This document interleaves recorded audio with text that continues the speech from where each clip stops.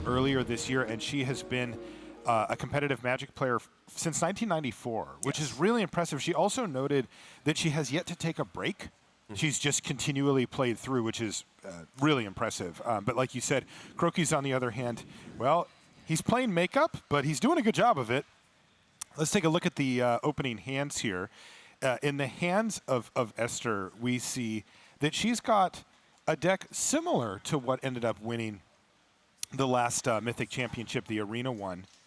But this is actually different. This is the Adventure version of the deck, where you won't see quite as aggressive starts here. And it looks like we do have Esther on the bottom part of our screen. Yeah, we have a little bit of a visual issue from how we usually present it. Esther's actually the hand at the bottom of the screen. She is the one playing the Gruul deck, and Gruul aggro is a little bit of a misnomer for this. This is a Gruul Adventure deck. It's a bit different than the deck that Javier actually played a few months ago in this very studio to win.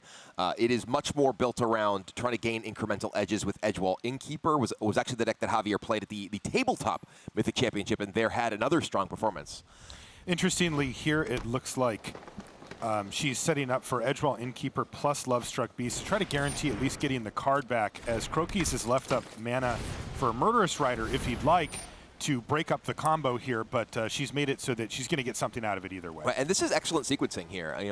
A lot of players may just be like, okay, I got my 4 mana, I may play my Questing Beast, I want to attack you. Well, Crokeyz has that 3 mana up. He's playing Golgari Adventure. These players do know their opponent's exact decks, so even if you didn't, you probably have some Murderous Riders in there, and excellent recognition of how to make the most of your mana into your opponent's best play for their turn. So Crokeyz is going to want to use up his mana here, so Steven's going to fire this off, and look at this, he's actually going to kill the Lovestruck Beast, at least for now. He does have a second copy of Murderous Rider in hand if he does feel like the Edgewall Innkeeper has to go. And he's also got Wicked Wolf to do the same trick. The wolf coming down here is pretty fantastic for Crokeyz, because it does take out the Innkeeper and put a sizable creature in the way of these creatures on the board. Yeah, who needs food anyway, right?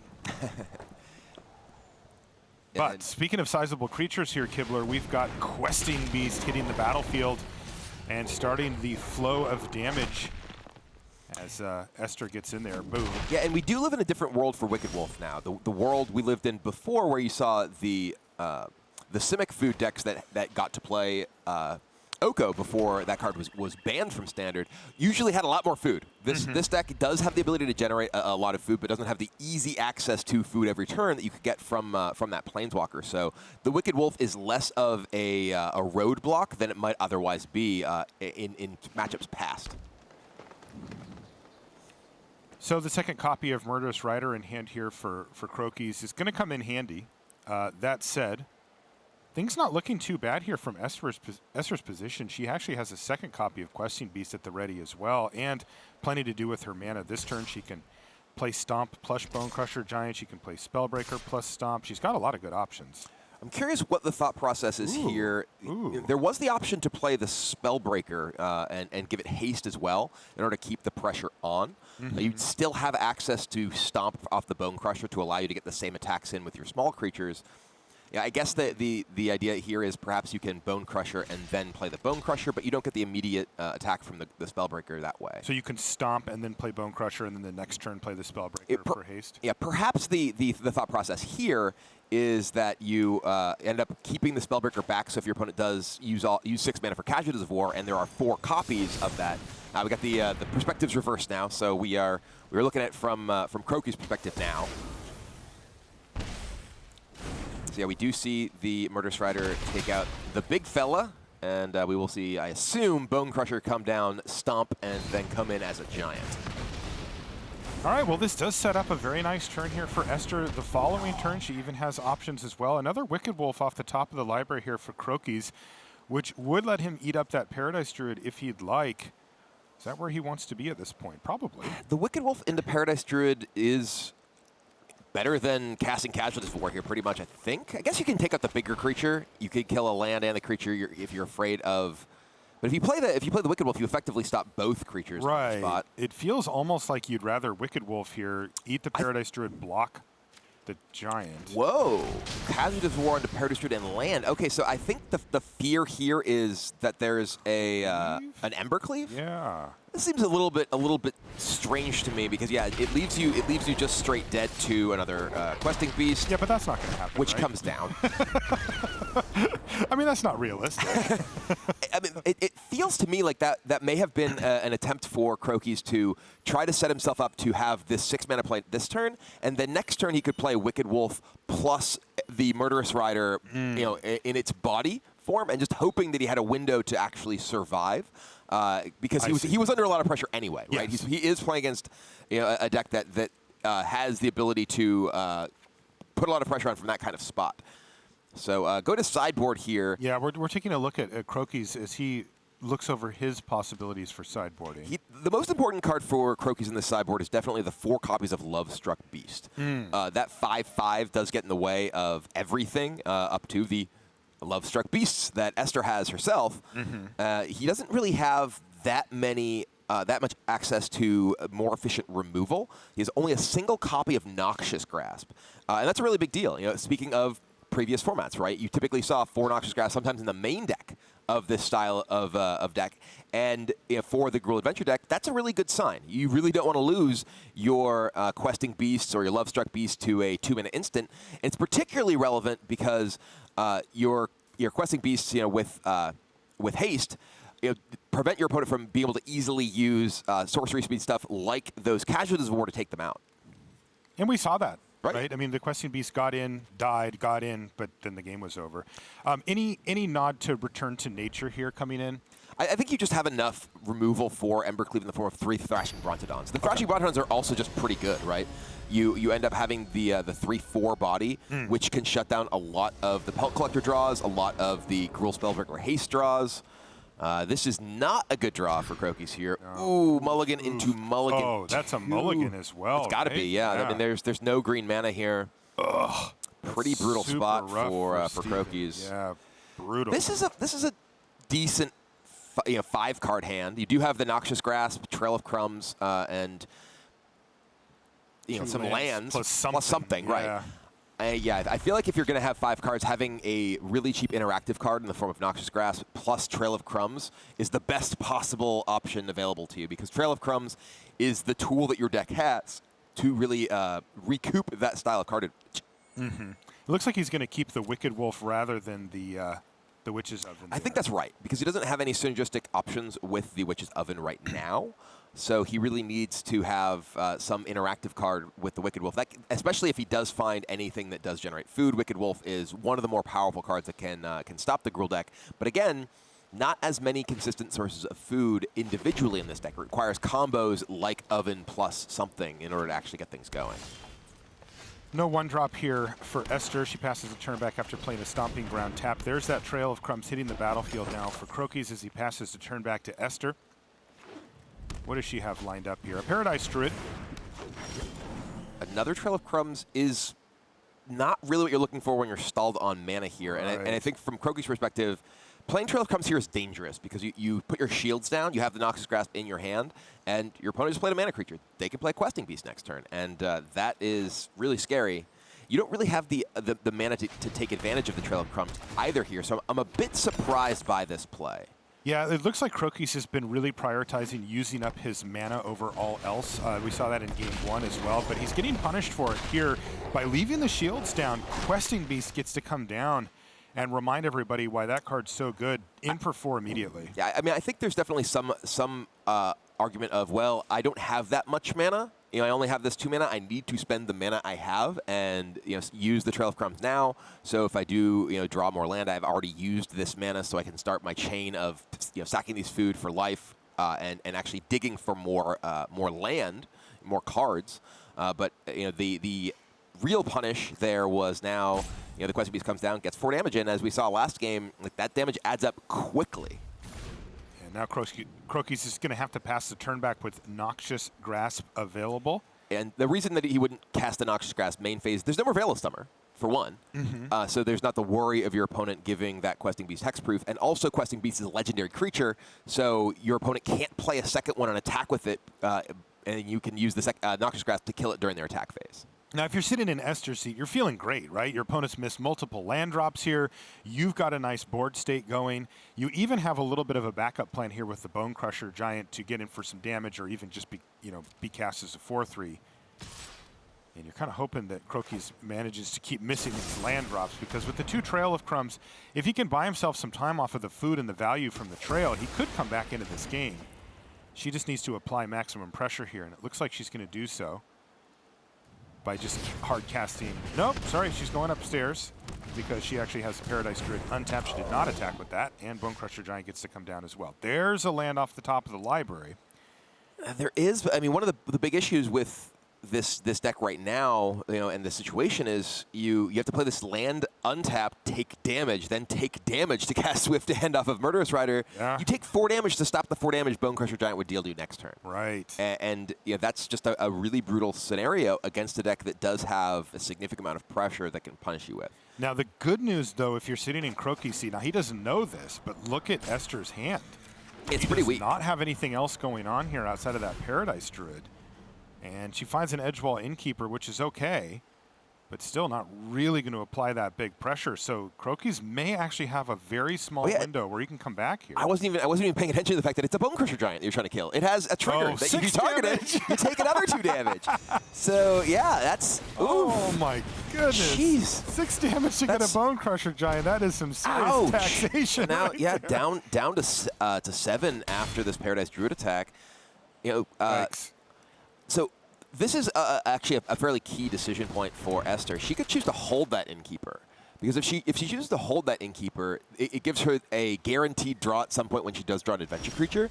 However, it does mean that she doesn't have the opportunity to get the damage in with it, Sure. and Crokeyz is very low. But now we see a draw of a Forest from Crokeyz. That means Wicked Wolf can take out that Innkeeper before it gets a single card. This is getting interesting now. It is. This is kind of the classic situation of one player struggling for mana and the other player having too much. The player who's struggling for mana is free. Wow, he's going to kill the Paradise Druid. I am surprised by that choice. Because, granted, Esther did not play the Stomping Ground, so it's not clear to her that there is, or rather, it's not clear to Crokeyz that there's just a lot more mana on the opposing side of the board. However, Esther didn't play anything, so it's like, what else could she have? Right. It's some sort of removal effect, which your Wicked Wolf is largely impervious to.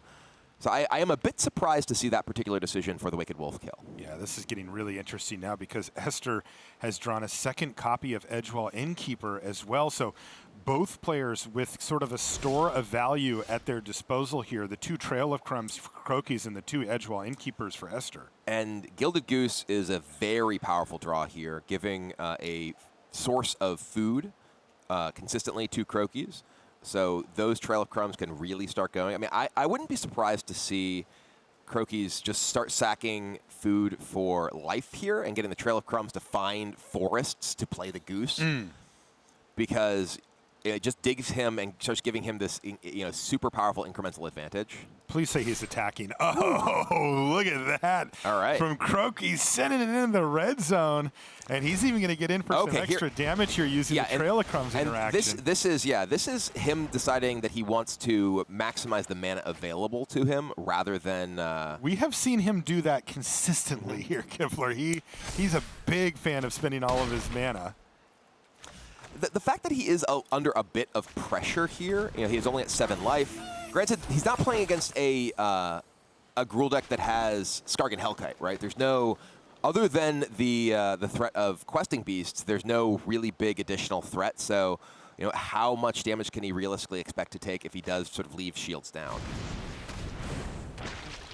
Well, he has certainly minimized the amount that he could take here by just casting that Murderous Rider as well as the Gilded Goose.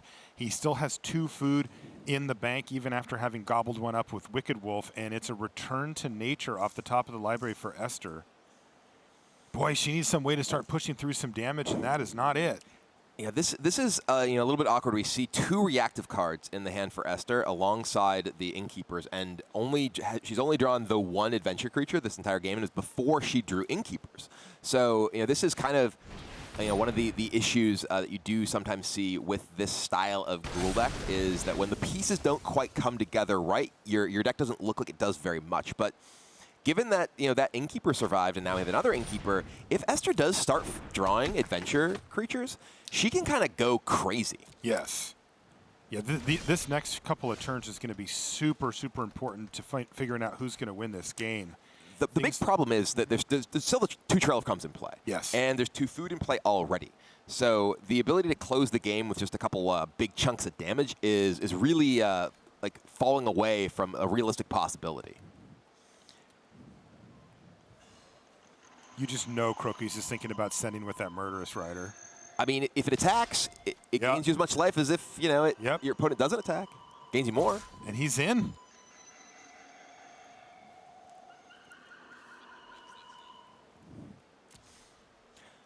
Yeah, look, debating each way. I mean, he's got to be worried at least to some degree about the threat of an Embercleave, right? But there's only 2 small creatures in play, and he has 2 food up, so he does just send these in. Yeah, he's just going to send the Murderous Rider in. He really did think about it, though. Yeah. So I feel like this this Return to Nature in Esther's hand is kind of a big problem. Not in the sense that it's a bad card in the right context, but it feels like it's kind of a weak card in the context of how your deck wants to perform in the matchup, right? Obviously, being able to remove a Trail of Crumbs or a Witch's Oven can be valuable, but it feels like without some sort of value attached to it, say something like a Thrashing Brontodon, that effect in this style of deck can lead you to just sort of sitting and playing the game passively, and that's not a position that you win from. Another Domri's Ambush here. Wow. I mean, the Domri's Ambush are something that may look strange to have in your deck against a deck that's mostly full of kind of indestructible stuff, but that's the power of Lovestruck Beast in the sideboard of this deck, right? The fact that Lovestruck Beast just brick walls so many of your creatures if you don't have a removal spell for it, and Domri's Ambush being largely ineffective against most of the stuff in your opponent's deck is still a way you can get through that. So that's really why we're seeing that, I think, in Esther's deck at this point, but it can't feel good to have all these reactive cards stuck in hand. Yeah, she needs to be beating down and keeps drawing her sideboard cards. And then here we go. Trail of Crumbs, trigger, also gain 3 life. And look at that. There's that Thrashing Brontodon that you talked about. But this is the turn where things swing firmly back in Crokey's direction, because now he's at a comfortable 12. She's completely out of gas, has no cards in hand. And look at that, even another Wicked Wolf off the top of the library here for Crokeyz. This is on a mulligan to 5. It is. I believe Esther mulligan as well. I'm not sure if she mulliganed to 6 or mulliganed to 5, but I believe she did also mulligan this game, so she has been on a relatively low card count herself. But a big part of that has been specifically drawing these reactive cards when she needs something to actually use her Innkeeper with. And granted, you can't necessarily just draw an adventure creature. You're not separating out many of those, I think. But yeah, this is definitely a pretty awkward spot, and the Lovestruck Beast off the Trail of Crumbs will make pretty much all of Esther's creatures. Oh no, Castle. Okay. Wow. Interesting. Man, Crokeyz is the greediest. That is. He loves getting these extra cards. I'm kind of enjoying it. I mean, I'm a guy who likes me some cards myself. Embercleave. All right, you can get in for 4 with this Innkeeper, but that's not going to be enough damage to actually end any kind of. No, and it would actually here. leave her dead. She doesn't know it because she only knows about the 1 Gilded Goose, not the Trail of Crumbs. But those 2 cards in conjunction with the double Wicked Wolves would be 10 damage coming back the other direction. At the same time, if I'm in Esther's seat, it doesn't actually feel like not attacking is going to win me the game either. So I think I would just go for it, and that's what she's going to do. Bash in there for 8, but that's going to be the end of the game here, because Gilded Goose, the Trail of Crumbs equals 2 foods. 2 foods for the Wicked Wolves on a tapped out opponent is 10 damage. And we're going to get a game 3 here. Yeah. Wow, what a sweet game. That was a close one. Yeah, it definitely was. And I do think that highlights the dynamic that you sometimes have as a aggressive style of deck when you are trying to react to your opponent's things, right? Because I feel like Esther ended up with just too many reactive cards when she needed to be the aggressor in the situation. And some of that is forced by the sideboarding decisions of Crokeyz. Some of it, like the Return to Nature, I think maybe could be something better in the matchup. All right, well, game 3 will be upon us shortly here. Let's go back to sideboards and see if Crokeyz wants to make any changes. He's kind of taking a look at Vraska. I am a little bit curious to see how Esther is choosing to sideboard here, because that was part of what I feel like shaped the way that game played out. Like, we're looking at her sideboard right now, and we see actually or at least the bottom of it, and I see a Great Henge. And Great Henge is definitely vulnerable to Casualties of War, but look at Crokeyz sideboarding. Crokey is taking out 4 copies of Casualties of War, and maybe it is of course also vulnerable to Thrashing Brontodon, which your opponent's definitely going to have in their deck. I just really am curious. Here we actually get a look at it, how this is the decision making is going here. We see 4 Rimlock Knights taken out, which does make those Edgewall Innkeepers substantially worse. That's a significant number of your adventure creatures. Yeah, we call this the Gruul Adventure deck, but it is actually not that high on sheer number of adventure. I mean, we see 1 Lovestruck Beast in the board here, as well as the 4 Rimrock Knights. That's 5 of them. There's not that many left. Yeah, it looks like 7 left with the 4 Bone Crushers plus the 3.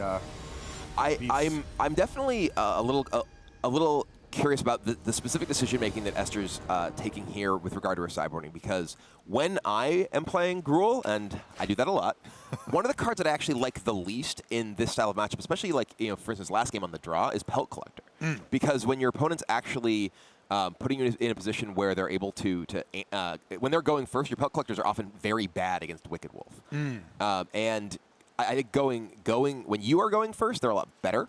And we do see them in her deck this game, but I feel like in particular, the reason that you play a deck like Gruul Adventures is the way that it lets your deck line up against removal. And taking out your Edgewall Innkeepers, taking out your adventure creatures, feels like it's making that power of your deck a lot lower. But speaking of lower power... My goodness, we're down to 5 again here. This is just another double mulligan from Crokeyz. Yeah, and he's going to have to keep this one, but honestly, this one's not great either unless he can find some green mana. Then it looks actually fine. Yikes. Crokeyz having a bad run here in his feature match here in round number 1. Mulliganing to 5 in games 2 and now games 3 as well. How about Esther's hand? You can take a sneak peek at it there, Brian. Is that more what you want to see? That hand looks great, especially going first. You get to play Innkeeper on 1, Paradise Druid on 2, and then just start things going with the Lovestruck Beasts. Looks nice. There's the Innkeeper, hits the battlefield. All right, a green mana source off the top. Actually, looking at this, I think that the way that I guess you don't have another land. I was thinking that if you had another land, I think you actually want to play Harsh Desire from Lovestruck Beast in turn 2, then play Paradise Druid, then play both Innkeeper and the Lovestruck Beast in the same turn. Yes. In order to guarantee you get that card draw. There's actually not that much cheap spot removal in Crokeyz deck. We did mention there's only the single copy of Noxious Grasp, which by the way came up really big in the previous game. That gave him the time to recover from that low mana draw. And now you can see where Esther, this is why she brought the deck, right? I mean, she's looking like at a Cauldron Familiar. That's just not a big deal for her with the 3 copies of Embercleave and some of the other bigger creatures that she has. As it stands, yeah, she's looking in a good spot. She even drew a land for the turn as well, so she can kind of get full value off of Beast. Yep, can end up getting the... I mean, one of the things that's actually often somewhat awkward with the Gruul Adventure deck is the fact that you don't have that many 1/1s. It's really just the Innkeepers and the humans off of Heart's Desire that actually are 1/1 creatures. So if your opponent does sort of pick them apart, you can actually end up with these stalled Lovestruck Beasts. But with the double Lovestruck Beast and Innkeeper draw, that's not going to happen. We see Trail of Crumbs off the top of the library. Crokeyz looking back at that Witch's Oven he put on the bottom and being like, I wish I had that still. Yeah. But you can't blame him. And there's Lovestruck Beast coming down as the big blocker. He's just going to ship the turn back now to Esther. But wow, another Bone Crusher Giant too. And with that Edgewall Innkeeper on the battlefield, you could see her keeping her hand full while developing her board for the foreseeable future. Yeah, I mean, this turn... There is the option of just sending in your Lovestruck Beast, which is just going to trade with Lovestruck Beast. One of the big things about this deck, if you don't have your Embercleave, you frequently want to trade these sort of things off so your smaller creatures can possibly attack into your opponent's board. If you do have your Embercleave, you often don't want to trade because you want to reduce the cost of your Embercleave, in your sort of future turns. But there's also, of course, the threat in this matchup of Massacre Girl specifically. So getting some of the smaller stuff off the board is sometimes actually advantageous because you don't want there to be enough things that die and clear off your larger creatures later. And you look at her hand, too. She's got 1, 2, 3, 4 creatures in hand that are all brick-walled by this Lovestruck Beast. So, yeah, getting that off the battlefield is a big game for her. And her second Lovestruck Beast draws another card with the Innkeeper. And this is really the engine that this deck needs to go up against a deck that is removal, and not necessarily removal heavy, but has a decent amount of removal for your large creatures, and has its own card advantage engine. You're not going to keep up with removal plus Trail of Crumbs if you don't have you either kill your opponent really, really quickly or have your own advantage engine. So how much is this game going to hinge on Crokeyz being able to cast that Massacre Girl at some point here? He's heavily still two mana away. He is, and this is, I think, next turn. I think it's actually a fairly crucial one for Esther. Her ability to start attacking with all of the smaller things. Oh, or getting that Evercleave down. Hello. So this is definitely pretty interesting. Does she have? Can she actually? 1, 2, 3, 4. She could actually play a Gruul Spellbreaker, and then attack with everything. Except for the Druid. Except for the Druid. Oh, man. And still get the Embercleave on something? Yes. And specifically, she can Embercleave a Spellbreaker, which is hexproof this turn. Or if Crokeyz commits Murderous Rider, hit something else. I think that the Spellbreaker is what we're going to see. Oh, I love that line. Because, I think that she's going to have her eyebrow raised at him just not doing anything with 4 I got cards. 3 mana. Yeah. No, nothing to do. Go. And, so just slamming Cleave on the Lovestruck Beast feels like a bit much. And look at this attack here from Esther. Yeah, and this is enough. She doesn't actually have to commit the Innkeeper as well. So... Yeah, she's got the Paradise Druid plus the Stomping Ground, and here it comes. Yes. Embercleave. Yes. Now, she's the only player in the field running Embercleave, but, let's not forget about it. That card is still extremely powerful. I believe in the cleave, and this is a big part of that. And specifically, look at this deck. This is not like it is more aggressively focused than some of the previous Gruul Adventure decks that we have seen. It does have the Pellet Collectors, but this specific combination is very important. The fact that Gruul Spellbreaker has hexproof on your turn. Huge. You left 3 mana up for Murderous Rider. You used your Cauldron Familiar to block the Lovestruck Beast. You have no good use for that Murderous Rider right now. This is a total disaster for Crokeyz. What are you going to do with the 3 mana that you left up? You can kill the blocked Lovestruck Beast. You can kill Innkeeper. You're taking 10 damage here. Oh my goodness sakes! And I guess you can play your Murderous Rider. I am a bit surprised that he's not actually using the Murderous Rider to at least take off the Lovestruck Beast now. But I guess how are you going to kill the Spellbreaker? How are you doing anything? Right. That's the thing. Yeah, this turn sequence was a complete disaster here for Crokeyz. The play by Esther to run out the Spellbreaker and make sure that the Embercleave landed on that was fantastic for her. Yeah, and that is a lot of the power of this deck's ability to make those small creatures. The sort of incidental creatures that you created. I was talking earlier about how you have the decision between, okay, do I want to trade off my small stuff with your small stuff?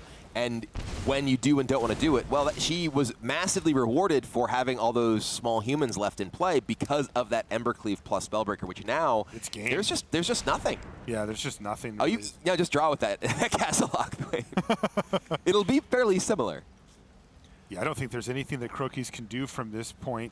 He did find a second copy of Murderous Rider, so he could kill the Spellbreaker now. But that would leave him dead. That leaves him dead on board before the re-equipped Embercleave. Yeah, so he just has no way out. There's just nothing at this point. Yeah, and it's interesting because you really do see the priority here for Esther is what you were saying during Game 2, which is that this time we did not see those sideboard cards. Correct. We saw the beatdown cards plus the signature card for the deck, Embercleave, and that's what ended up getting the job done. That's how a deck like Gruul beats a deck like Golgari Sacrifice, is pressure. Is that you end up just being able to out-pressure your opponent and not give them time to play their cards. Last game we saw Crokeyz having tons of time, despite double mulliganing, despite having 2 land for so long, to just keep activating his Trail of Crumbs and digging for more stuff, gaining life from the food. This game he hasn't had time to spend the 2 mana to play Trail of Crumbs. Right. And now he's dead. And now he's just going to die. He'll go up to 11, take 8, 9, 10, 11. Yep. So this should be for Exactsies, as we say in And the there it business. is. And that's it. Round number 1 goes to Esther Trujillo with a convincing victory here in game number 3.